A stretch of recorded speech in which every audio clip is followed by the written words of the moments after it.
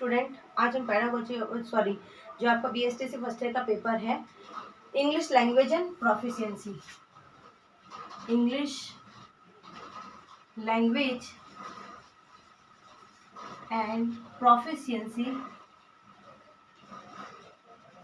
उसके अंतर्गत जो हमारा टॉपिक है राइटिंग स्किल, जो हमारा टॉपिक चल रहा था राइटिंग स्किल। तो आज हम राइटिंग स्किल जो है उसके अंतर्गत भी उसकी क्या क्या एक्टिविटीज होती है,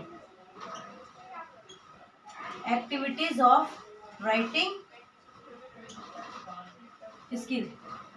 यानी जो पहले हम पढ़े थे राइटिंग स्किल के बारे में मैंने आपको पढ़ाया था कि राइटिंग स्किल को डेवलप करने के लिए हमें सबसे पहले हमें नॉलेज होना चाहिए लेटर का, फिर उसके बाद में हमें लेटर या अल्फ़ाबेट, और लेटर अल्फ़ाबेट के बाद में हमें वर्ड का, वर्ड के बाद में how to frame a sentence, यानी उसके बाद में सेंटेंस का होना चाहिए। फिर जो ग्रामेटिकल रूल्स होते हैं ये पार्ट्स ऑफ स्पीच होते हैं, इन सब के बारे में हमें जानकारी होनी ज़रूरी है। अब राइटिंग स्किल को हम डेवलप किस प्रकार से करेंगे, यानी राइटिंग स्किल आपको यदि किसी बच्चे में डेवलप करनी है तो आपके पास में सामने एक क्वेश्चन आता है कि how to develop a writing skill in a student. तो उसको डेवलप करने के लिए हमारे पास में कुछ ना कुछ ऐसी एक्टिविटीज़ होनी चाहिए जिससे हम विद्यार्थियों को इंटरेस्टिंग तरीके से राइटिंग स्किल डेवलप करा सके। तो सबसे पहले जो इनकी राइटिंग स्किल डेवलप करानी होती है उसके अंदर हमारे पास में आता है identify a topic sentence, identify a topic sentence. अब ये इस एक्टिविटी में क्या होगा कि आप विद्यार्थी को क्या दोगे, जैसे कि आपको सेंटेंस जो है, जैसे कि मान लीजिए ही प्लेज बास्केटबॉल, एक एग्जांपल लिख रही हूँ आपके लिए, ही प्लेज बास्केटबॉल, ये आपने दिया। अब आपने ये लिखने के बाद में विद्यार्थी को बताया कि किस प्रकार का सेंटेंस है, कॉम्प्लेक्स सेंटेंस है, सिंपल सेंटेंस है, तो वो विद्यार्थी को बताना होगा। तो ये एक एक्सरसाइज तो हो गई। दूसरी जो हमारी एक्सरसाइज है वो है arrange the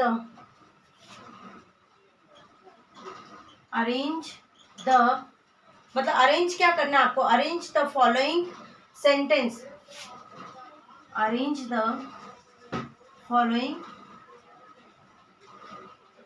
sentence in proper order and right a story, अब आप किस प्रकार से अरेंज करेंगे उसको, मान लीजिए यहाँ पर लिखा it flu away, it was very thirsty, it was very thirsty, once upon a time there was a crow,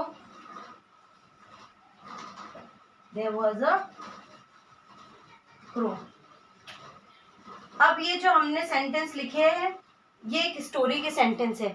अब ये एक्टिविटी ये है कि आपको स्टूडेंट्स को कहना है कि इसको प्रॉपर वे में अरेंज करें। तो सबसे पहले आएगा हमारा once upon a time there was a crow, it was very thirsty, फिर उसके बाद में ये लाइन आएगी। यानी इस तरह से आपको सारी लाइन, ये जस्ट आपको मैंने एक एग्जांपल दिया, आपको इस तरह से उनको पूरी स्टोरीज को सेंटेंस में डिवाइड करना, और सेंटेंस में डिवाइड करके फिर आपको उनको बताना है कि किस तरह से स्टोरी फ्रेम होगी। यानी सेंटेंस के अंतर्गत आपको वो सारी चीज़ें डालनी है। यानी कि मान लीजिए आपने सेंटेंस डाला, उसके बाद में आप उनको अरेंज करवाओगे। इसके अलावा जो एक्टिविटीज़ हमारे पास में बचती है वो होती है हमारी जंबल वर्ड्स।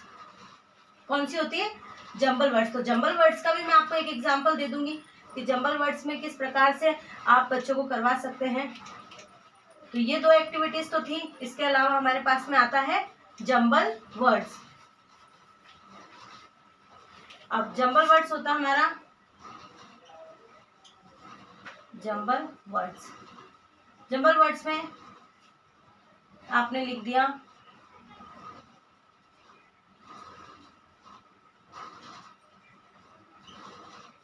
ये लिखा। अब जंबल वर्ड से यानी उलट पुलट करके वर्ड दिए तो विद्यार्थी यहाँ पे लिखेगा CAT कैट, उसी प्रकार से आप लिखेंगे। फिर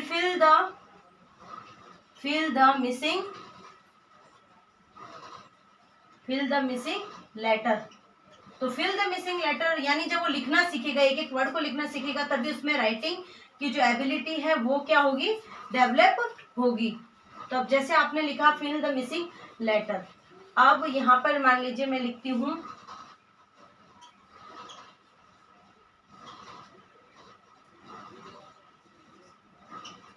अब ये दे दिया तो यहाँ लिखेंगे MANGO, मैंगो, मैंगो यानी आम। इस प्रकार की एक्टिविटीज हम उनको विद्यार्थियों को करवाएंगे, तब जाके उनके अंदर राइटिंग एबिलिटी डेवलप होगी। इसके अलावा एक और हम करा सकते हैं match the following. Match the following में हम ए लेटर लिख सकते हैं, बी लिख सकते हैं, डी और सी। अब इसी के अकॉर्डिंग हमने यहाँ पर लिख दिया। अब आपको इसको क्या कराना है, मैच कराना है। इसके अलावा हम एक और चीज दे सकते हैं, मान लीजिए यहाँ हमने ये लिखा और यहाँ हम ऑब्जेक्ट्स बना देवे।